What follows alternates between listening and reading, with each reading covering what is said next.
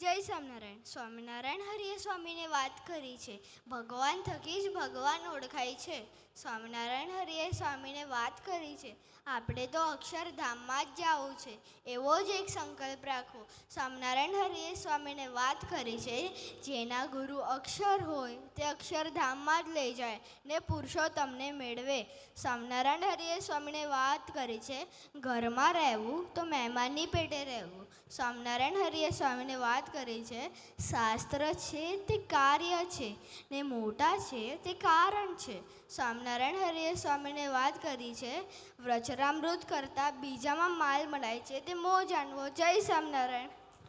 હવે આપણાને ક્રિશભાઈ એક સારા મજાનો પ્રસંગ કહેશે. જય સ્વામિનારાયણ. એક દિવસ સ્વામી દાદા વિજેશની ધરતી ઉપર વિચરણ કરવા આવ્યા હતા.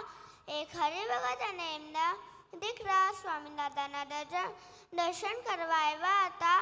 એક હરિભગતે સ્વામી દાદાને બોલ્યું કે મારા દીકરાને કોને કે દંડવત કરે. પછી સ્વામી દાદાએ બોલ્યું કે પહેલાં તમે દંડવત કરો, પછી તમારો છોકરો એમની મેટે દંડવત કરશે. પછી હરિભગતે સ્વામી દાદાને દંડવત કર્યું અને એમના દીકરાએ પણ એમને દંડવત કર્યું. જય સ્વામિનારાયણ.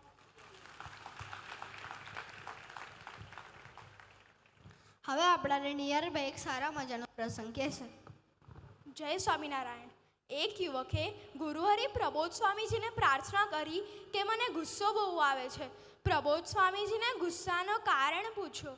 યુવક કહે, મારા ઘરનું જમવાનું સારું બનતું નથી, મને હોટલનું જમવાનું ભાવે છે, પણ ઘરમાં એવી રસોઈ બનતી નથી, એટલે મમ્મી પર ગુસ્સો થઈ જવાય છે. પ્રબોધ સ્વામીજી કહે, તો એક કામ કરવાનું, જમવાનું ન ભાવતું હોય તો જાતે બનાવી લેવાનું. રસોઈ બનાવતા ન આવડતી હોય તો હોટલના ટેસ્ટની રસોઈ ઘરે બનાવવાની શીખી લેવાની અને આપણા ટેસ્ટનું બનાવી લેવાનું. પણ મમ્મી પપ્પા પર ગુસ્સો શું કામ થવાનું? ગુસ્સો થઈ જવાય ત્યારે ભજન કરી લેવાનું. યુવક કહે, આપ આશીર્વાદ આપો, મારાથી ગુસ્સો ઓછો થતો નથી. પ્રબોધ સ્વામીજી કહે, આપણે સ્વામીજીને સંભાળીને જમવાનું, એટલે જમવાનું ધીરે ધીરે ભાવશે. મમ્મી પપ્પા પર ગુસ્સો થઈએ તો સ્વામીજી રાજી ન થાય. ગુસ્સો આવે ત્યારે સ્વામીજીને પ્રાર્થના કરીને ભજન કરી લેવાનો. જેવને સ્વભાવ વધારતા તો આવડે પણ ટાળતા ન આવડે, ત્યાં તો આવા ગુણાતીત સાધુ જ જોઈએ. આપણે ખૂબ ભાગ્યશાળી છે કે આપણે એવા ગુણાતીત સાધુની ઓળખાણ થઈ અને ભગવંતી સંતો થકી એમનું સેવન કરવાની સૂઝ પ્રાપ્ત થઈ. જય સ્વામિનારાયણ. જય સ્વામિનારાયણ.